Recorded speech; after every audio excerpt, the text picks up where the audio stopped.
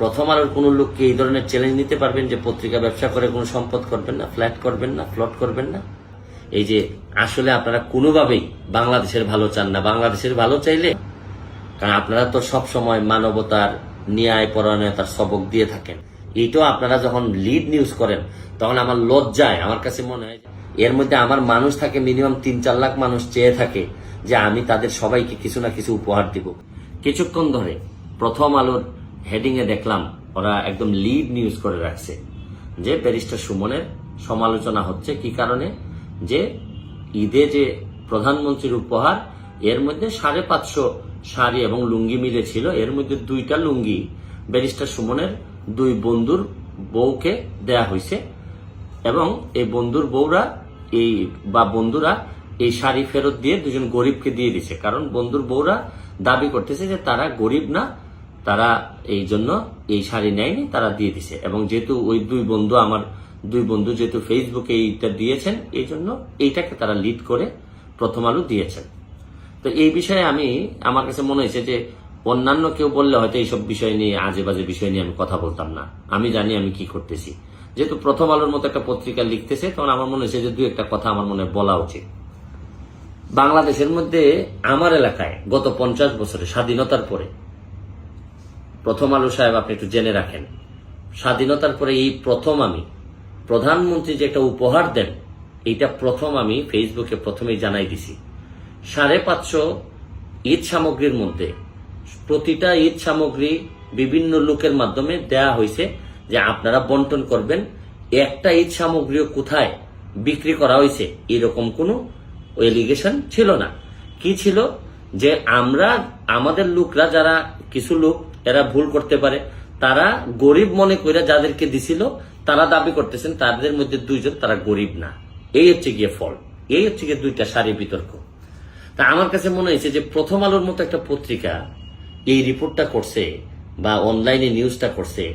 প্রথম আলো হচ্ছে গিয়ে আজকে এমনিতেই তো সারাদিন আমি প্রথম আলোরে নিয়ে চিন্তা করতেছিলাম। প্রথম আলো হচ্ছে গিয়ে সেই প্রথম আলো, যে প্রথম আলো আপনার কাজী সালাউদ্দিন, যিনি বাংলাদেশের ফুটবলটারে একেবারে ধ্বংস করে দিচ্ছেন, এই কাজী সালাউদ্দিন সাহেবকে নিয়ে আমি যখন দেখি যে আমাদের সম্মানিত মতিউর রহমান সাহেব তাকে এই যে আজীবন সম্মাননা দিচ্ছেন, তখন আমার কাছে মনে হয় যে আমি কি বলবো প্রথম আলোকে। এই প্রথম আলো হচ্ছে কি সেই প্রথম আলো যে ট্রান্সকম গ্রুপের মালিকানা। আপনারা জানেন যে এই গ্রুপের মালিক যারা, তারা হত্যা বিভিন্ন মামলা নিয়ে এখন বিভিন্ন জন জেলে আছেন। এটা নাকি আবার ইদানিং বিক্রি হচ্ছে শুনলাম। তো এই প্রথম আলো আপনার মানুষ তো কোনো জায়গায় গিয়ে মনে করে যে তারা অন্তত সমাজের ভালো করবে। এই প্রথম আলো আমি যখন দেখি এত নিচে নেমে গেছে যে তারা, আমার কাছে মনে হয়েছে যে বঙ্গবন্ধুর আদর্শকে ধারণ করে এরকম কোনো সৎলোক নিতেই পারতেছে না কোনোভাবে। আমি প্রথম আলোকে আরেকটা কথা বলি। প্রথম আলো আপনি জেনে রাখেন, আমি ব্যারিস্টার সুমন সেই এমপি যে আমি ঘোষণা দিছি যে আমি যতদিন এমপি থাকবো কোনো ধরনের সম্পদের মালিক হব না। আমি 9.5 লাখ টাকা নিয়ে আমার এইবারের নির্বাচন করছি। আমি ঘোষণা দিছি আগামীবার যদি 5 বছর পরে নির্বাচন করি তাইলে আমার সম্পদ এই 9.5 লাখ টাকার মতোই থাকবে। ইভেন ব্যারিস্টার হিসেবেও আমি যা ইনকাম করব সব আমার এলাকায় আমি দিয়ে দিব। আমি চ্যালেঞ্জ করে বলতে পারি, আপনারা কি প্রথম আলোর কোনো লোককে এই ধরনের চ্যালেঞ্জ নিতে পারবেন যে পত্রিকা ব্যবসা করে কোনো সম্পদ করবেন না, ফ্ল্যাট করবেন না, প্লট করবেন না? কারণ আপনারা তো সব সময় মানবতার, ন্যায় পরায়ণতার সবক দিয়ে থাকেন। বলেন না একজন লোক বের করতে আপনার প্রথম আলো থেকে। শুনেন, আমার এলাকার ইতিহাস বদলানোর জন্য যা যা করা লাগে সব করতেছি। গ্রিন কার্ড জমা দিছি। সম্পদের কোনো সম্পদ আমি আমার পরিবার সম্পদ বানাবো না এই ঘোষণা দিছি এবং এই অনুযায়ী কাজ করতেছি। প্রতিটা টাকা জায়গায় জায়গায় যতটুকু পারি করতেছি।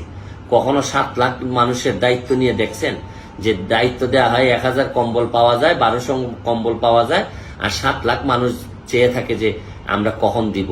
450-500 শাড়ি দেয়া হয়, এর মধ্যে আমার মানুষ থাকে মিনিমাম 3-4 লাখ মানুষ চেয়ে থাকে যে আমি তাদের সবাইকে কিছু না কিছু উপহার দিব। গতকালকে আমার এলাকায় যে পরিমাণ তুফানে যে পরিমাণ ক্ষতিগ্রস্ত হয়েছে, আমার কাছে আছে মাত্র 100 বান টিন, অথচ আমার লাগবে আরো কত বান টিন। এর মধ্যে আমি এমপি হিসাবে সব দায় আমি নিতে পারি? আমার এই বন্টন প্রক্রিয়াতে কে কারে দিচ্ছে না দিচ্ছে সব কিছু খেয়াল রাখি।